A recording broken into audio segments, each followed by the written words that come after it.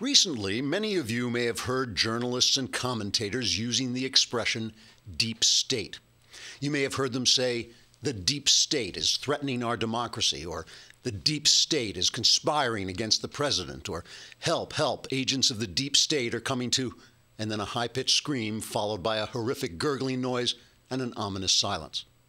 You may have found yourself asking, what is the deep state? You may have then found yourself vanishing off the face of the earth, leaving nothing but a pair of eyeglasses, a gold tooth, and a trail of blood.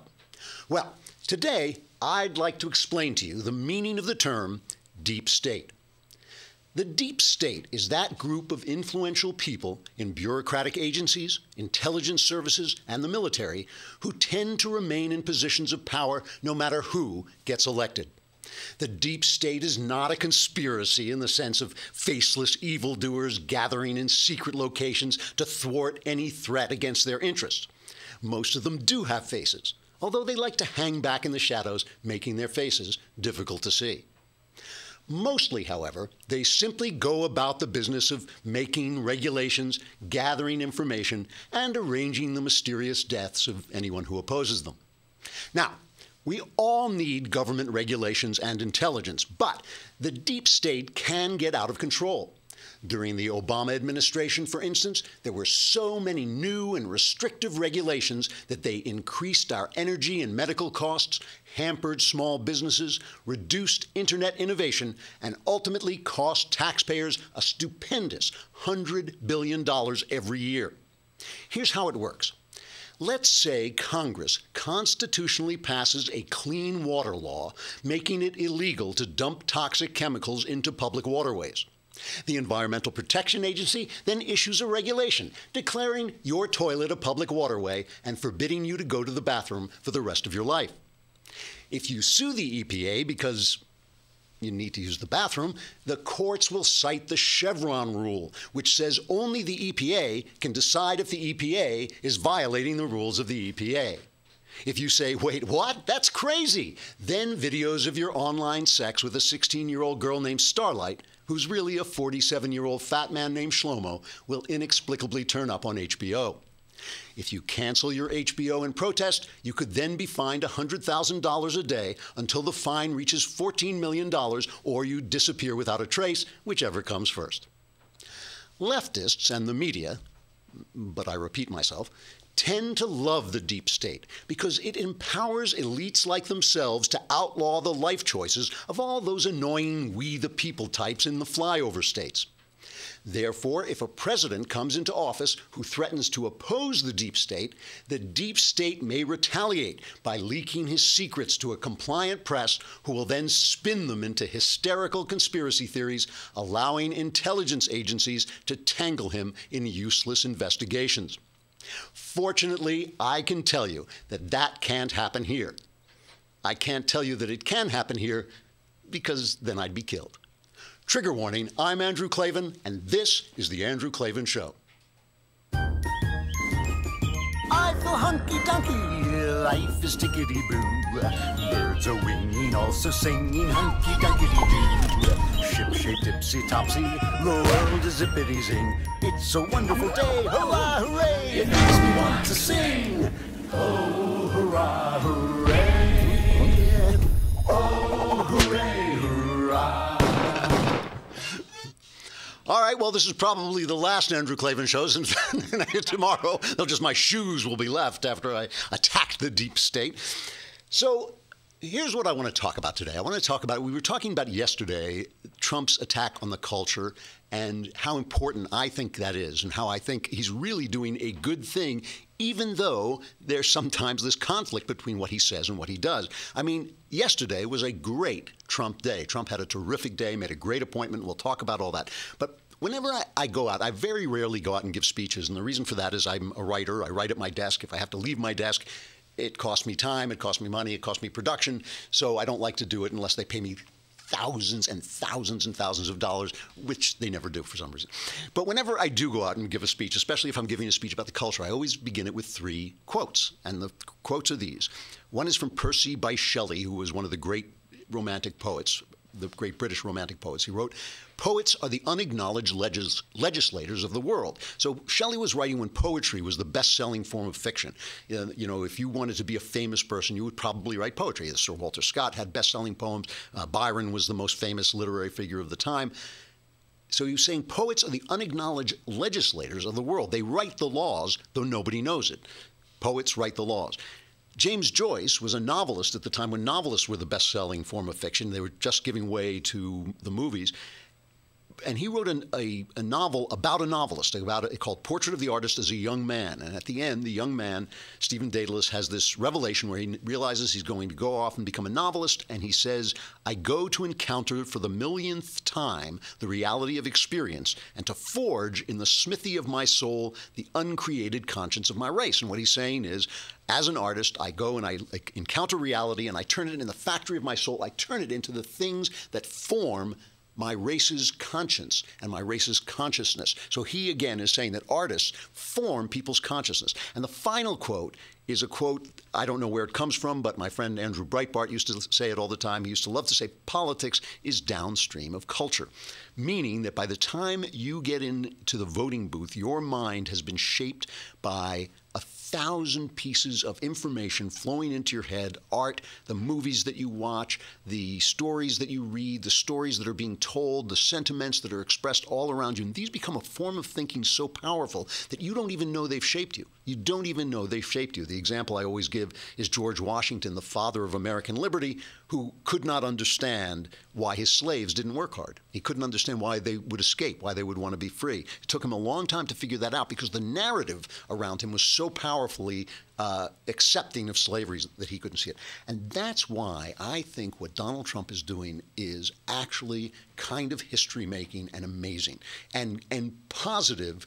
You know, there's politics. I see everything in these two kind of catchment areas. There's politics, so we can take, you know, this decision and that decision, say, yes, this is good, we like this is bad. You know, he's going to do things. I think he has certain left-wing tendencies. He's probably going to do things I don't like, and I'll say that, you know, I don't like that policy. But what he's doing in the culture, weirdly enough, I think is the most important thing he has done so far. That thing he did with that press conference, which he followed up with a speech in Florida, it changed everything. It changed everything. These guys were crawling all over him like the Lilliputians over Gulliver. They were tying him down with nonsense about the Russian conspiracy. And look, hey, later, if it turns out they get some facts about a Russian conspiracy, I'll say, hey, they had it. They got the story. But they don't have the story now, and that hasn't stopped them from running front-page stories trying to imply that Trump is somehow indebted to the Russians, that he's somehow working with the Russians. But what is really happening? When you look at what's really happening, it is a very different story. Before we get to today's news, the McAllister appointment and all this stuff, let's just go back and look at the speech that he made in Florida after this press conference where he hammered this home, talking about the press and going directly to the people. This is the first Trump cut. The dishonest media, which has published one false story after another with no sources, even though they pretend they have them, they make them up in many cases. They just don't want to report the truth, and they've been calling us wrong now for 2 years. They don't get it, but they're starting to get it. I can tell you that. They've become a big part of the problem. They are part of the corrupt system. Thomas Jefferson, Andrew Jackson, and Abraham Lincoln, and many of our greatest presidents fought with the media and called them out, oftentimes on their lies. When the media lies to people, I will never, ever let them get away with it. I will do whatever I can that they don't get away with it. They have their own agenda, and their agenda is not your agenda. Now, I'm a First Amendment absolutist. Short of crying fire in a crowded theater, I believe that everybody should be able to say anything. There should be no restrictions on the press. Don't forget, it was Barack Obama and Hillary Clinton and the Democrats who wanted to shut down the press, who wanted to stop David Bossie from putting out his film against Hillary Clinton, who were complaining about spending, which, remember, money in the political arena is speech. So Donald Trump has done exactly diddly nothing to restrict speech or spy on reporters, which Barack Obama also did. He has done nothing to hold up FOIA, Freedom of Information Act requests. He may do that later, but he hasn't done it yet. All he has done is struck back, and that is revolutionary because he's a Republican and because you notice Congress is doing absolutely nothing. Why? Because they're so afraid of the press that they're hiding under the desks. So the thing is, this of course drives the press crazy because it's never happened to them before. They've never gotten the slap they so richly deserve. And I want to put in a cut Reince Priebus and Chris Wallace going at each other because Chris Wallace is an honest guy. He's an honest reporter. He works for Fox News. There's no way you can say he's part of the left-wing conspiracy. But the media is so left-wing, it's so left-wing that even an honest man becomes a sort of tool of the dishonesty. So here he is fighting with Reince Priebus as Priebus explains why they don't like the coverage. But you get about 10% coverage on the fact you did a very successful meeting with Bibi Netanyahu, the Prime Minister of the UK, the Prime Minister of Canada. We covered all of those news conferences live. Everybody did. Right, sure. Yeah, right. But then as soon as it was over, the next 20 hours is all about Russian spies. But you don't get to tell us what to do, right? Nothing's happening. You don't get to tell us what to do any more than Barack Obama did. Barack Obama whined about Fox News all the time, but I got to say, he never said that we were an enemy of the people. Let me tell you something. He said a lot of things about Fox News, Chris. I think you ought to go check the tape. He blamed you for a lot of things, and I'm surprised as someone from Fox that you'd forget all the shots that he took. No, he took Fox the shots, News. and we didn't like him. And frankly, we don't like this either, because but he never went as far as President Trump has, and that's what's concerning, because it seems like he crosses a line when he talks about that we're an enemy of the people. See, it's just not true. Obama went far, far beyond that. I didn't like the phrase enemy of the people either, although I think there's a certain amount of truth to it with our news media.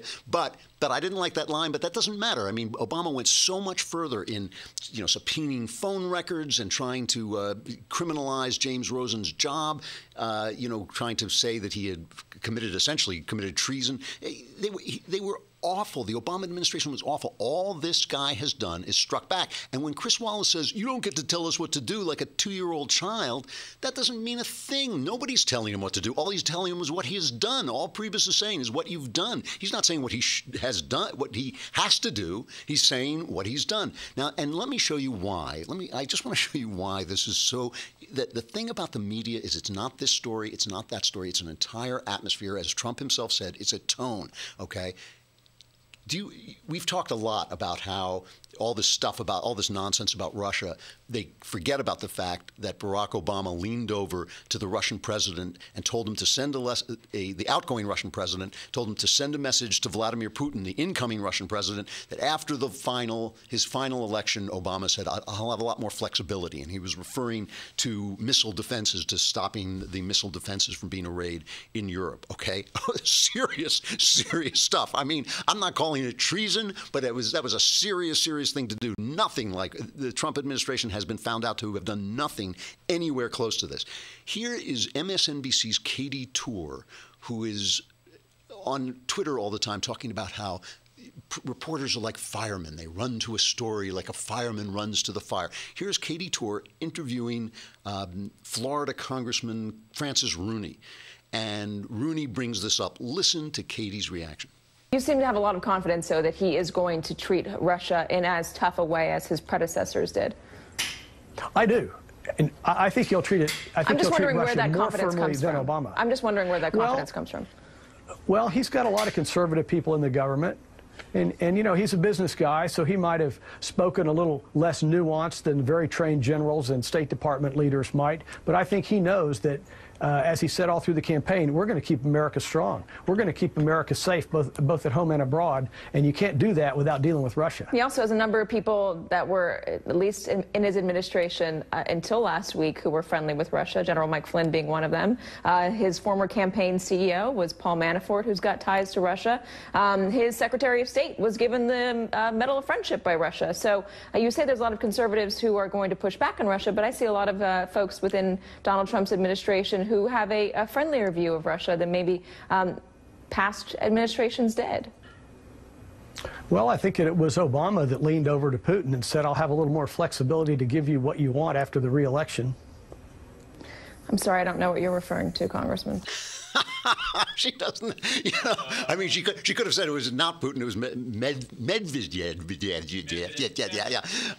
but it was the former guy, but he said to send the message to Putin. He said, yes, I'll tell Vladimir, I will pass this on to Vladimir, that you will give over Europe to our clutches, you know.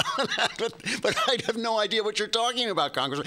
That is the problem. That's this thing, the Obama administration, it was scandal-free. It was scandal-free, hooray. You know, I mean, it's this is the problem, and it's because the left, and that means the media, because the media is ensconced in its own narrative, they don't even know they're lying. Even guys like Chris Wallace are defending a dishonest organ of information because he doesn't know. They are stuck in the narrative, and so up until now have we been stuck in the narrative, and Trump has really started to shatter that. I think it is a positive thing in and of itself, with some of his appointments, with the judge, the pick for the Supreme Court, with his rearranging our relationships with Israel. I think it is a positive, good in and of itself. I'm going to talk about some of the dangers I think he's facing, but you got to come over to thedailywire.com and hear that if you're listening on Facebook or YouTube. Also, I forgot to mention, tomorrow is Mailbag Day. How could I forget to mention? Your problems are almost over. All your troubles are almost over. You can put your troubles